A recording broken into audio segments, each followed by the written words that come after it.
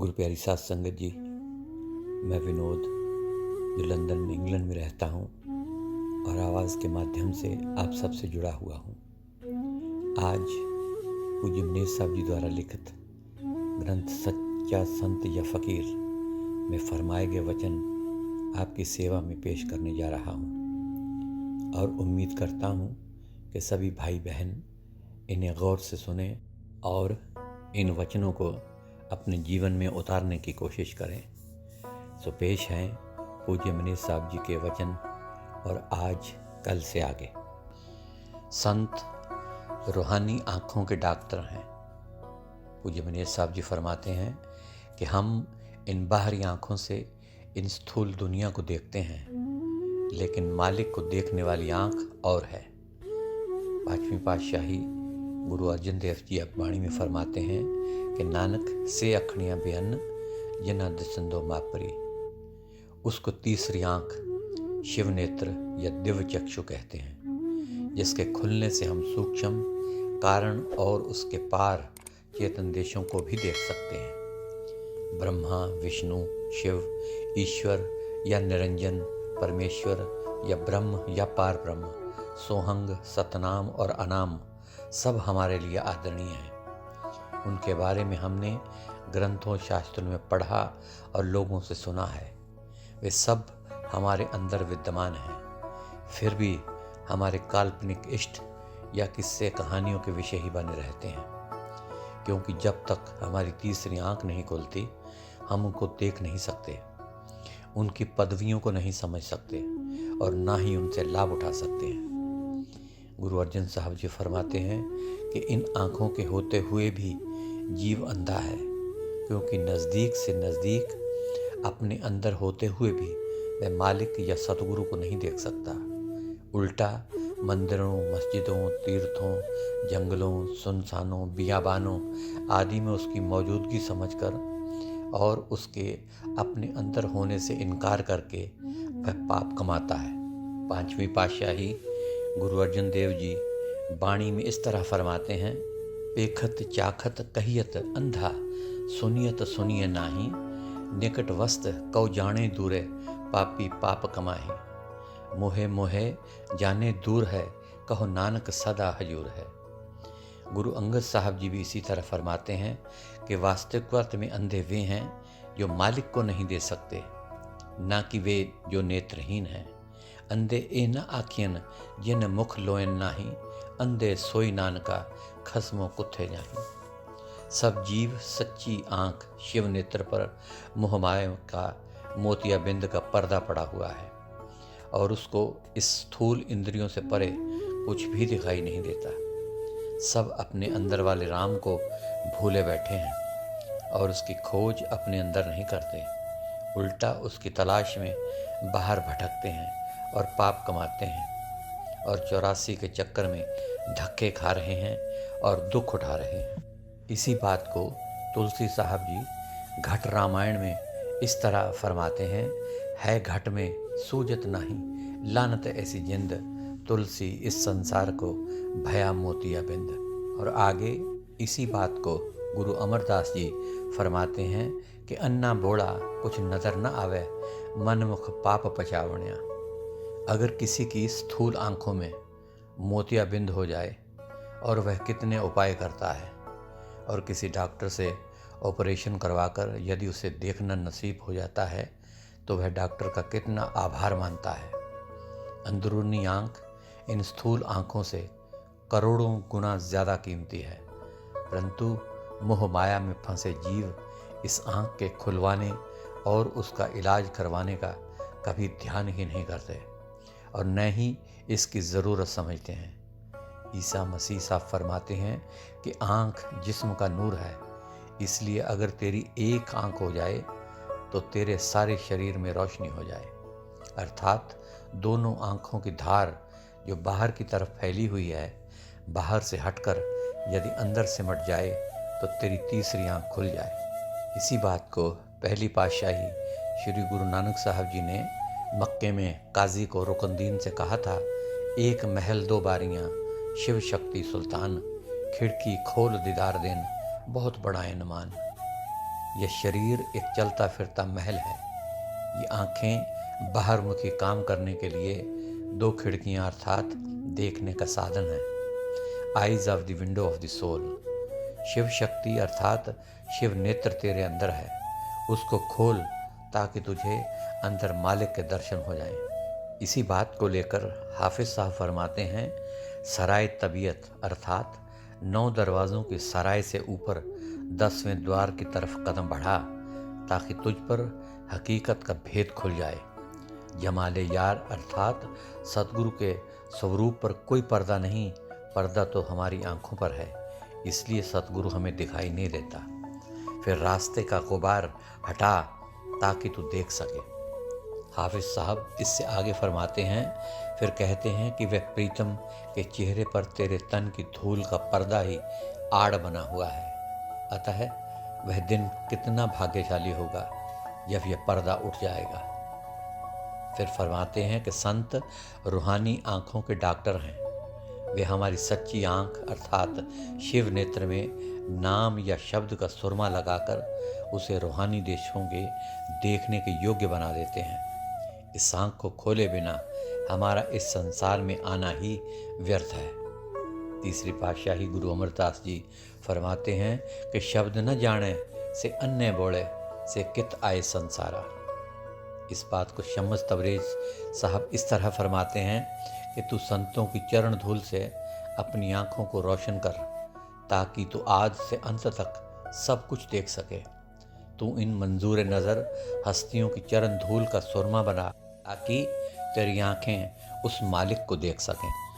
फिर आगे शम्स तबरेज साहब जी फरमाते हैं कि अगर तू मालिक को प्रत्यक्ष रूप में देखना चाहता है तो ऐसे लोगों की चरण धूल का सुरमा आँखों में डाल, क्योंकि वे जन्म के अंधों यानी कि रूहानी अंधों को भी आँखें बख्श देते हैं। फिर फरमाते हैं कि यह रास्ते का गुबार या तन का पर्दा कैसे हटाया जाता है और संतों की धूल का सुरमा कब प्राप्त होता है। फरमाते हैं कि यदि हम संतों के बताए हुए सिमरन द्वारा संसार से अपना ध्यान को हटा लें और चेतन शक्ति को शरीर से अलग करके ध्यान को आँखों के पीछे इकट्ठा कर लें अर्थात जड़ चेतन की गांठ खोल लें, तो वहाँ जो ज्योति दिखाई देती है वह संतों के चरणों की असली धूल है। इसके बारे में तुलसी साहब जी घट रामायण में इस तरह फरमाते हैं, छिन छिन सुरत संभार लार दृग के रहो, तन मन दर्पण मांझ साज सुरत से गहो, लगन लगे लख पार सार तत् पाया, अरे हाँ तुलसी संत चरण की धूड़ नूर दर्शाया। इसी बात को चौथी पातशाही गुरु रामदास जी फरमाते हैं कि मैंने मालिक को गुरमुखों की मदद से अपने अंदर देख लिया है। साकत लोग बाहर खोजते खोजते मर गए। गुरु रामदास जी अपनी वाणी में इस बात को इस तरह बयान करते हैं, मैं निरखत निरखत शरीर सब खोजिया, एक गुरमुख चलत दिखाया, बाहर खोज मुए सब साकत हर गुरमत कर पाया। मालिक अपने संतों और भक्तों के वश में है। श्री नामदेव जी फरमाते हैं कि मालिक कहता है कि मेरी तरफ से लगाए हुए बंधन भक्तजन तोड़ सकते हैं, परंतु उनके लगाए हुए बंधन मैं नहीं तोड़ सकता और न उनके किसी काम में हस्तक्षेप कर सकता हूँ। यह तो एक तरफा रहा। यदि किसी अवसर पर वे मुझे बांध लें तो मैं उनका बंदी बन जाता हूँ। इस बात का मेरे पास कोई जवाब ना इलाज, क्योंकि मैं उनके वश में होता हूँ। तो भगत नामदेव जी अपनी वाणी में इस बात को इस तरह फरमाते हैं कि मेरी बांधी भगत छुड़ावे, बांधे भगत न छूटे मोहे, एक समय मोको गह बांधे तौफन मोह पे जवाब न होई। आगे मौलवी रूम साहब इस बात को इस तरह फरमाते हैं कि औलिया अल्लाह अर्थात संतों को इतनी ताकत है कि वे दरगाह से चले हुए तीर को वापस कर दें। वे मालिक के प्रेमी या उनके प्यारे पुत्र हैं, जो चाहें मालिक पिता से करवा सकते हैं। और इसी मजमून को आगे बढ़ाते हुए गुरु अर्जुन साहब जी फरमाते हैं कि मालिक इतनी बड़ी हस्ती है कि जो किसी के वश में नहीं आ सकती, परंतु संत उसको अपनी भक्ति और प्रेम से वश में कर लेते हैं और वे उससे जो चाहें करवा सकते हैं। और वाणी में इस तरह गुरु अर्जन देव जी फरमाते हैं कि रूड़ो ठाकर किते वस न आवे, हर से कुछ करे जे हर के संता पावे, कीता लोड़न सोई कराइन, दर फेर न कोई पाइंदा। इतनी हस्ती रखते हुए भी संत किसी प्रकार का अहंकार नहीं करते और मालिक की आज्ञा के बाहर नहीं जाते। वे अपने आप को मालिक के बच्चे समझते हैं और अपने बच्चे होने का हक को मानते हैं। अपनी सारी हस्ती उसकी ही दात मानते हैं। मालिक स्वयं ही उनके अंदर बसा हुआ बोलता है और अपना काम करता है। पूज्य मनेर साहब जी आगे अपनी ज़बान मुबारक से फरमाते हैं कि मालिक संतों के अंदर बोलता है। फरमाते हैं कि ईसा मसीह साहब फरमाते हैं कि तुम विश्वास नहीं करते कि मैं अपने पिता में लीन हूँ और मेरा पिता मुझ में निवास करता है, और जो कुछ भी मैं कह रहा हूँ स्वयं नहीं कह रहा, वह सच्चा पिता जो मेरे अंदर निवास करता है वह ही सब काम करता है। यही उपदेश गुरु नानक साहब ने भाई लालो को दिया था। आप फरमाते हैं कि ए लालो, मेरे खसम यानी कि मालिक का जो हुक्म आता है मैं वही उपदेश करता हूँ। गुरु नानक साहब जी अपनी वाणी में लालू को इस तरह उपदेश करते हैं कि जैसे में आवे खसम की वाणी, तैसड़ा करी ज्ञान वे लालो। और पांचवी पातशाही भी इसी बात की तायीद करते हैं और फरमाते हैं कि ज्यों बुलावो त्यों नानक दास बोले। पूज्य मनीष साहब जी आगे अपनी ज़बान मुबारक से फरमाते हैं कि मालिक और संत में कोई भेद नहीं। वास्तव में मालिक और उसके भेजे हुए या बख्शे हुए संतों में कोई भेद नहीं होता। मालिक संतों के अंदर निवास करता है और संत मालिक के अंदर समाये हुए होते हैं। और इस बात को महात्मा चरणदास जी फरमाते हैं, प्रभु अपने मुख यूं कहो कि साध मेरी है देह, उनके चरणन की मुझे प्यारी लागे खेह। मेरे जन मोह में रहें, मैं भक्तन के माही, मेरे और मम संत के कुछ भी अंतर नहीं। और कबीर साहब जी इस बात को इस तरह फरमाते हैं कि मालिक साधुओं की ज़िंदगी है और वह उनके अंदर ऐसे छिपा हुआ होता है जैसे दूध में घी। और कबीर साहब अपनी वाणी में इस तरह फरमाते हैं कि साध हमारी आत्मा, हम साधन के जीव, साधन में हम यूं बसें, यूं पै मधे है घीव। और इस बात को भगत नामदेव जी इस तरह फरमाते हैं कि सगल क्लेश निंदक भया खेद, ना में नारायण ना ही भेद। परंतु यह बात विशेष रूप से याद रखने की है कि ऐसा संत कोई विरला ही होता है। पांचवी पातशाही गुरु अर्जन साहब जी फरमाते हैं कि परमात्मा और उनके संतों में कोई अंतर नहीं होता, परंतु ऐसा संत करोड़ों में कोई बिरला ही होता है। आगे इस बात को गुरु अर्जन देव जी इस तरह बयान करते हैं कि राम संत मह भेद कुछ नाही, एक कह जन कहीं मह लाख करोड़ी। सच्चे संतों की जात, सच्चे मालिक की कोई जात नहीं होती। उसकी ज्योति सब इंसानों, क्या हिंदू, क्या मुसलमान, क्या सिख, क्या ईसाई और क्या जैन, सबको जीवन और शक्ति दे रही है। ना तो यह जात पात के बंधन किसी जीव के पैदा होने से पहले होते हैं, गर्भवास मह कुल नहीं जाती और न ही मरने के बाद रहते हैं। ये बंधन केवल और केवल इस संसार में आने के बाद ही पड़ते हैं। जो संत भक्ति करके मालिक की दरगाह में जाते हैं वे मालिक से मिलकर मालिक का रूप बन जाते हैं। इन बंधनों से आज़ाद होकर वे मालिक के प्रेम की मस्ती में मगन रहने लगते हैं और सब जीवों में मालिक का स्वरूप देखने लगते हैं। कबीर साहब इस बात को इस तरह फरमाते हैं कि अव्वल अल्लाह नूर उपाया, कुदरत के सब बंदे, एक नूर ते सब जग उपजा, कौन भले कौन मंदे। और इस बात को आगे दादू साहब जी इस तरह फरमाते हैं, ना हम हिंदू होएंगे ना हम मुसलमान, छठ दर्शन में हम नहीं, हम राते रहमान। पांचवी पातशाही गुरु अर्जन देव जी इस बात को इस तरह फरमाते हैं कि मैंने हिंदू और तुर्क दोनों से नाता तोड़ लिया है। मेरा संबंध केवल उस सच्चे मालिक से है जिसको चाहे गोसाई कहो, चाहे अल्लाह कहो, राम कहो या खुदा।